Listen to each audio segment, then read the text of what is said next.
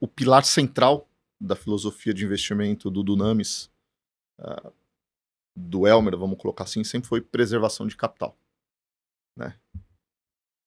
E a primeira maneira de fazer isso, como eu falei, os ciclos no Brasil são muito curtos e intensos.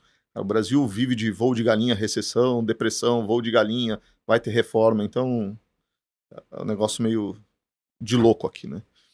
Então sempre foi super importante, dentro dessa visão de preservar capital, conseguir fazer algo que parece simples, mas é muito complexo, que é unir a abordagem bottom-up com a top-down. O que isso quer dizer?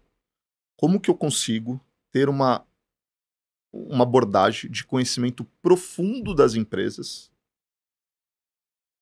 sem perder a agilidade necessária de análise de cenário macro que vem do top-down? Parece muito simples.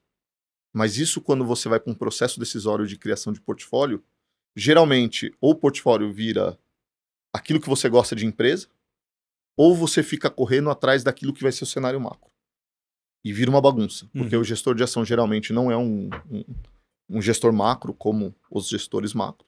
Então tende a chegar atrasado. E o cara que só está olhando o bottom-up não vê o risco macro arrebentando ele. E dá para dar um exemplo simples, né? Tem um monte de empresa de tecnologia que caiu sem decepcionar earnings. Caiu porque o juro foi negativo, voltou positivo. E isso tem um impacto brutal nessas empresas cuja perpetuidade responde por grande parte do valor. Então a combinação disso é o que garantiu ao longo do tempo a gente conseguir performar como performou. E como que a gente fazia isso no final das contas? Como garantir esse conhecimento profundo das empresas e ter alguma agilidade? Eu vou aqui cometer alguma sacanagem com os alocadores que já me ouviram várias vezes falar isso, mas trazer para vocês aqui. No final, o que a gente criava era um playbook. Pegava lá uma folha, mais ou menos 100 ações para cobrir, dividida em grandes blocos que poderiam ser riscos macros. Então, assim, um grande bloco são os global cíclicos, as commodities, os bancos globais. Um segundo grupo era crescimento defensivo, supermercado, farmácias. Um terceiro grupo, tecnologia, aquele crescimento que ainda não dá retorno, né? E nos Estados Unidos a gente tem várias expoentes desse tipo.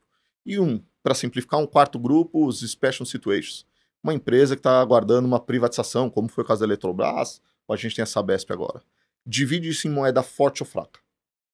Então, cases locais e globais. E aí tenta povoar com 100 empresas algo balanceado.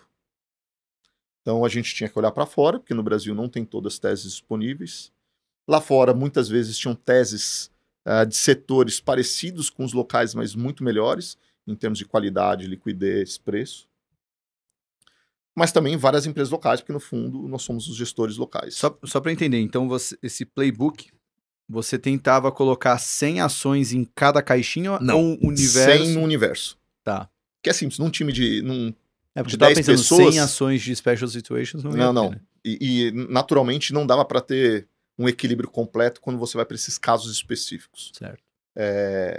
Com 10 pessoas, cada especialista setorial vai ter de 10, 12, no máximo 15 empresas para cobrir de maneira profunda. E aí a gente tinha uma cobertura contínua dessas empresas, independente se elas estão no portfólio ou não.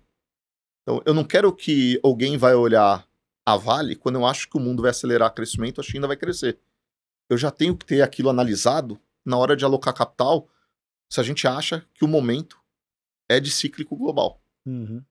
Eu não vou alocar em tech só depois de ter analisado o setor e perder o fechamento dos juros. Então tem que estar tudo casado, o bottom-up e o top-down. Então a gente mantinha esse playbook e a gente fazia uma análise contínua dessas empresas. No portfólio, no final, entram 15 a 20 empresas.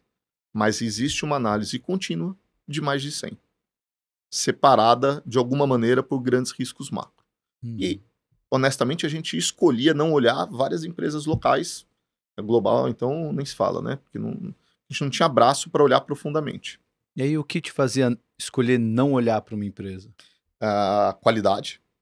Então, eu acho que na festa a baixa qualidade atrai, porque geralmente tem preços menores. Liquidez é um outro issue. Quando a gente pensa 7,5 bi que o Dunami chegou a ter, ou dentro da Verde, o tamanho é gigante, você ter liberdade de desinvestir é importante. O nosso trabalho é lidar com incerteza. Então, o erro é inerente. Eu tenho certeza que eu vou errar várias vezes. O problema é eu errar e não conseguir sair do erro. Vai me custar muito mais. Então, a liquidez permite você diminuir, sair do case quando as coisas mudam. E também era uma questão de homem disponível, né? Se a gente tem mais ou menos 10 pessoas, não adianta querer olhar tudo, senão a gente não vai olhar nada profundamente. E não adianta eu olhar 5 empresas que fazem a mesma coisa. Porque no final eu não vou comprar 5 empresas de um mesmo setor. Porque eu vou estar agregando risco específico no portfólio, se eu tenho um portfólio tão concentrado. Então, se eu tiver aqui 20 varejistas de vestuário, 20 empresas de construção, eu eventualmente vou abrir mão de olhar a terceira de construção para olhar algo, às vezes, até menor, mas de um setor que seja único. Sim. Né? Porque o que eu preciso é amplitude e diluição de risco dentro dessa questão da gestão preservando o capital. O quê? Sério que você acabou de ver um vídeo do Market Makers e não está inscrito no canal? O que custa se inscrever, deixar um like e apertar o botão do sininho para receber uma notificação toda vez que a gente publicar um conteúdo novo? Além disso, você treina o algoritmo do YouTube para levar esse conteúdo para mais pessoas interessadas em finanças. Então, faz a presa e deixa o seu inscreva-se aqui.